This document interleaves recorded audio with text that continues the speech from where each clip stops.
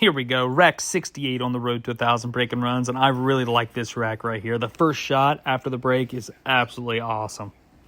We have a 9-foot table, 4 1/8-inch pockets using a template rack. Getting the break out of the way here, hoping to make a ball or two in the side pocket, which I believe I did.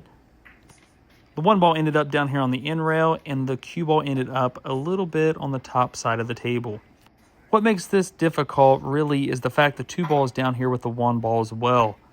The only offensive shot I seen was a straight back on the one ball, as you see me call it, and then hold the cue ball for the two. I've been practicing a little bit of bank pull right before this, so this felt pretty natural. Pocketing the one nice and smooth, making sure the one ball does not jump off the end rail and keeps its true line. I pocket the one in the upper right and hold position for the two.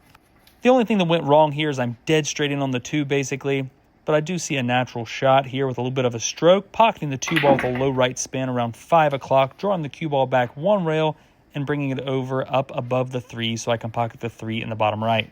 If you would, please take a minute to like. I would greatly appreciate it. Makes me want to keep making the videos. Where the 3 ball is, you see me lining the cue ball up on the 4 to see where I want to leave my cue ball so I can play a natural angle going to the 5, or where I don't want to leave it so I can avoid missing the 7. Unfortunately, the cue ball is a little bit out there because I'm shooting diagonally on the table and I can't quite reach it. Take my good time here. I stretch way out, basically as far as I can.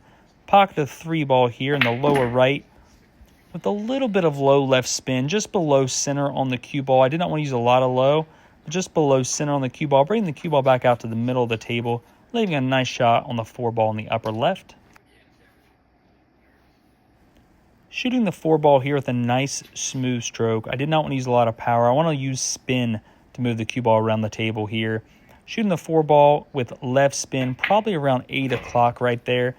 Not enough to run into the 7, but enough to get the cue ball back down here.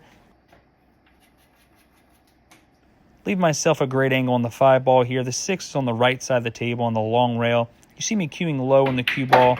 I draw straight back. That was 6 o'clock on the cue ball. Draw straight back. Make sure to hit the long rail and bounce out to ensure that I leave an angle on the 6 so the cue ball does not reside on the rail after pocketing the 6. Shooting the 6 with a low spin here, a little bit of draw, bringing it back about 12 to 14 inches.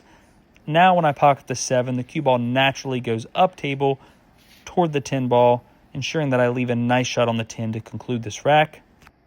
Rolling the 7 in here with a little bit of high left spin, high left to check it off the rail to make sure not to go below the 10 and be more of a straight in shot. Leave a great shot here on the 10.